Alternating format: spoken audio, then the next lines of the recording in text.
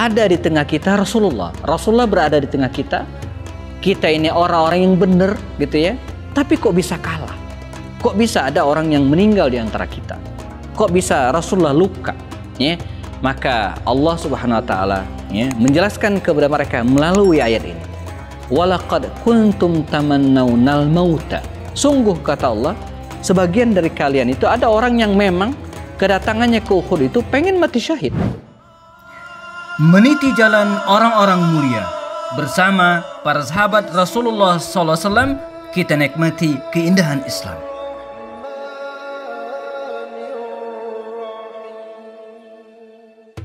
Assalamualaikum warahmatullahi wabarakatuh. Alhamdulillahi rabbil alamin wa bihi nasta'in ala umur dunya waddin. Asyhadu an la ilaha illallah, asyhadu anna Muhammadan abduhu wa rasuluhu la nabiyya ba'dah. Allah Subhanahu wa taala berfirman dalam Al-Qur'an terkait peristiwa perang Uhud. Walaqad kuntum tamannawnal mauta min qabli an talqaw faqad ra'aitum. Sungguh kata Allah SWT, kalian telah ada yang berharap tamannawnal mauta, ya, pengen mendapatkan mati syahid min qabli an talqaw, sebelum menemukannya. Faqad ra'aitumuh, ya, nah sekarang kalian telah mendapatkannya. Ayat ini teman-teman sekalian terkait atau turun berhubungan dengan kekalahan kaum muslimin dalam tanda kutip dalam perang Uhud. Saat 70 kaum muslimin syahid, Rasul sendiri sempat luka dan berada dalam kondisi yang sangat genting pada saat itu. Maka sebagian kaum muslimin merasa tidak percaya, kok bisa?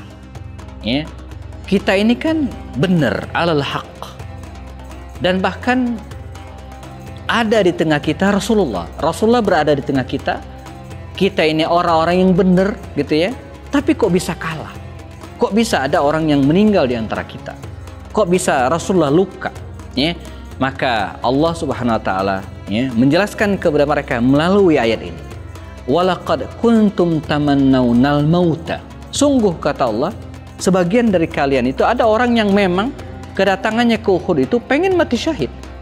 Pengen mati syahid, ya. Tamannawnal mauta, pengen mendapatkan syahadah, ya.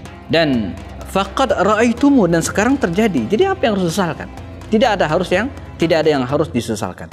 Baru kemudian para sahabat sadar bahwa Allah SWT benar dalam firman-Nya. Betul, di antara 70 syuhada itu ada memang orang-orang yang pengen menepati janjinya, datang ke medan Uhud ingin menjemput syahadah. Nah, di antara mereka itu adalah tokoh yang akan kita bahas hari ini, Amr ibnul Jamuh al-Khazraji al-Ansari, seorang sahabat Nabi yang bisa terbilang senior dari sisi usia. Ya, ketika Rasulullah SAW mengutus Mus'ab bin Umair ke Madinah al-Munawwarah, dan kemudian setahun lamanya sebelum Nabi hijrah, Mus'ab yang berdakwah di tempat tersebut, maka banyak sekali para pemuda yang tertarik dengan dakwah Mus'ab bin Umair. Di antara para pemuda yang tertarik dengan dakwah tersebut adalah 3 putra ya Amr ibnul Jamuh, Mu'adz, Mu'awaz, dan kawan-kawannya. Bertiga mereka masuk Islam. Tentu saja keislaman 3 pemuda ini tidak diketahui oleh Amr ibnul Jamuh, sebab Amr ibnul Jamuh adalah tokoh yang dikagumi, dan saat itu dia masih semangat dengan agama keyakinan jahiliyahnya, menyembah berhala. Bahkan dia punya berhala khusus yang sangat disayangi, terbuat dari kayu, ya, sebuah patung kayu yang dikenal dengan manna, patung kayu yang sangat bagus.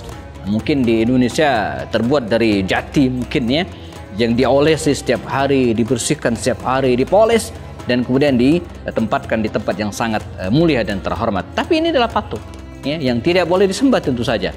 Nah, di tengah semangatnya dalam menjaga patung ini, dia sempat dialog dengan istrinya Hindun, nama istrinya ini ya.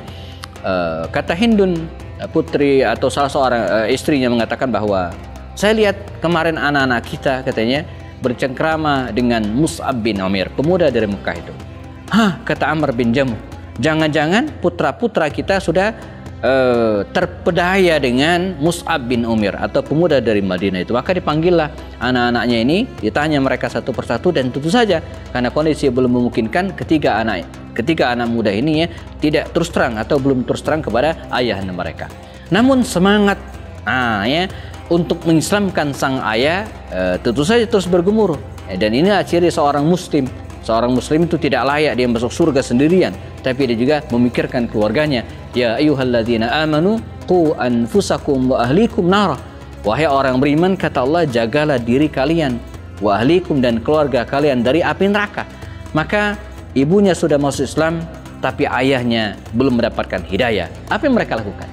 Ada kisah menarik. Jadi mereka tahu bahwa patung yang disembah oleh ayahnya ini tidak bisa mendatangkan manfaat dan tidak bisa mendatangkan mudarat. Ya. Tapi hormat terhadap sang ayah, penghargaan terhadap sang ayah tetap harus diperhatikan. Mereka tidak ingin berbuat kasar, apalagi sampai kemudian memutuskan silaturahim di antara anak dan ayah ini. Sepakat ketiga anak muda ini ya, dalam tanda kutip ya, ngerjain bapaknya ini ya. Jadi suatu ketika patungnya ini dibuang. Ya, dibuang di suatu tempat. Wah, ayahnya ini kerepotan, nyari mana patung saya gitu kan, dan akhirnya ditemukan ya. Dan hari kedua ya, juga dibuang di satu tempat, dan sempat bikin panik ayahnya karena patungnya hilang ya. Dan mulailah mereka berdialog dengan sang ayah. Disinilah Islam itu, teman sekalian, Islam itu ya tidak dipaksa, tidak boleh orang dipaksa untuk masuk Islam. Islam itu ya liulil absar, liulil albab, liqaumi ya'lamun ya. Islam itu bagi orang yang berakal, bagi orang yang lil absar ya, memiliki pemikiran ya. Islam itu ya untuk orang-orang yang berilmu, orang yang ngerti. Makanya orang-orang yang tidak punya akal ya, itu tidak wajib menjalankan syariat Islam. Jadi Islam itu bagi orang-orang yang berakal. Islam itu bisa dicerna dengan akal. Andai ada ajaran Islam yang belum bisa kita cerna dengan akal, mungkin keterbatasan ilmu pengetahuan kita. Maka mulailah terjadi dialog antara ayah dengan anak ini, dengan anak-anaknya persisnya. Ya abati, wahai ayah, ya, kalaulah patung Mannah yang kau sembah ini bisa menjaga dirinya, maka tidak mungkin dia akan hilang, tidak mungkin akan ya dibuang gitu ya, dan seterusnya. Dan puncaknya pada hari yang ketiga ini unik ya, lucu kisahnya. Patung tersebut tidak dibuang di tempat yang biasanya, tapi dibuang di tempat yang jorok, mazbalah, tempat kotoran, tempat mereka membuang sampah. Bahkan di situ pun ya, ada riwayat mengatakan tergeletak bangkai hewan, anjing yang menjijikkan. Jadi patung tersebut terlempar di situ. Nah, seharian ayah ini nyari gitu kan, dan tidak menemukan patung. Sampai kemudian suatu saat ya, akhirnya dia menemukan patungnya tergeletak di tengah kotoran, tergeletak di tengah bangkai hewan ya, yang menjijikkan itu. Nah, apa yang dilakukan oleh Ammar ibn Jamuh ketika menemukan patung sesembahan yang sangat disayangi, terdampar, dibuang di tempat yang sangat jorok. Kita akan ketahui kisahnya setelah yang berikut ini. Bersama kami belajar sirah nabawiyah untuk memahami sejarah hidup Rasulullah SAW dan para sahabat melalui video-video pendek, diskusi dengan para tokoh dan pakar lewat program kelas Kupas Lewat Obrolan Santai. Apapun masalahnya, dikupas dengan cara yang santai dan penuh keakraban. Bersama kami juga menelaah kitab-kitab induk dan referensi terpercaya, menelisik hikmah, merangkai makna, lalu menuangkannya dalam karya tulis. Ammar ibn Jamuh al-Khazraji al-Ansari. Kita sedang membahas sahabat Nabi ini, di mana dikisahkan ya, pada hari yang ketiga anaknya membuang patung sesembahan milik Ammar ibn Jamuh ini di tempat yang sangat menjijikkan dan jorok. Dan ketika dia menemukan, dia kaget luar biasa, dan kembali terjadi dialog antara ayah dengan anak-anaknya. Di mana anak-anaknya menjelaskan bahwa ya ayah, ya, kalaulah patung ini bisa memberikan manfaat, bisa menolak mudarat, ya, maka dia tentu tidak bisa ditempatkan di tempat yang sangat menjijikkan seperti ini. Akal orang tua Ammar ibn Jamuh ya, berfungsi, dan kemudian dia menyadari kekeliruannya selama ini. Maka singkat cerita, ya, dia pun memeluk Islam ini persis ketika Rasulullah datang ke tempat tersebut.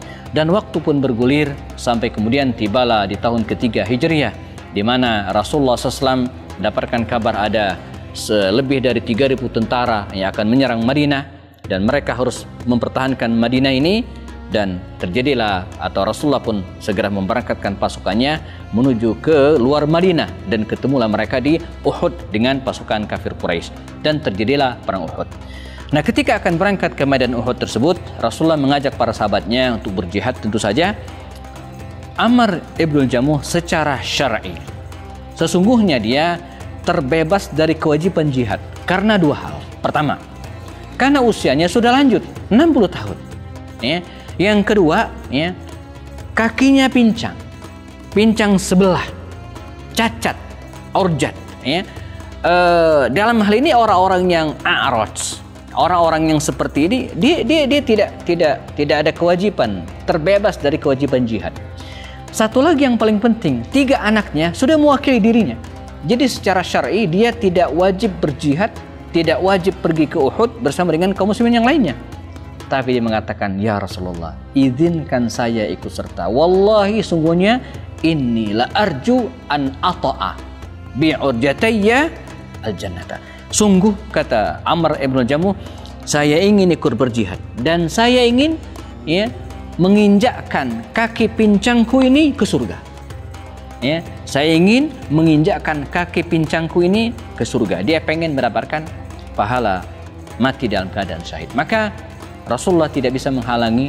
Berangkatlah mereka bersama dengan 1.000 tentara kaum muslimin. Di tengah perjalanan membelot 300 orang, sehingga akhirnya 700 kaum muslimin menghadapi 3.000 tentara kafir Quraisy pada waktu itu. Dan qadarullah, ya, pada 3 babak pertempuran, babak pertama kaum muslimin menang. Namun pada babak kedua, ketika pasukan pemanah yang berada di Bukit Rumat abai dengan wasiat strategi Rasulullah, mereka turun dan akhirnya mereka ditelikung oleh pasukan kafir Quraisy pimpinan Khalid bin Walid, dan 70 kaum muslimin meninggal syahid dalam perang tersebut.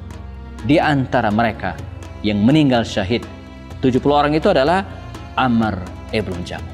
Walaqad kuntum tamannawnal mauta min qabli an talqahu faqad ra'aitum. Kata Allah, sungguh sebelum berangkat perang kalian telah tamannawnal maut, ingin mendapatkan syahid.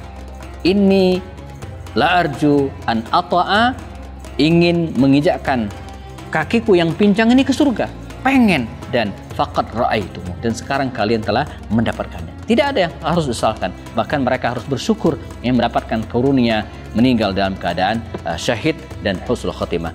Semoga kita bisa mengambil hikmah dari perjalanan hidup Amr ibn Jamuh yang menutup usianya dengan husnul khatimah bersama para sahabat Nabi di lereng Bukit Uhud. Jazakumullah khairan. Bertemu lagi pada sesi berikutnya. Assalamualaikum warahmatullahi wabarakatuh.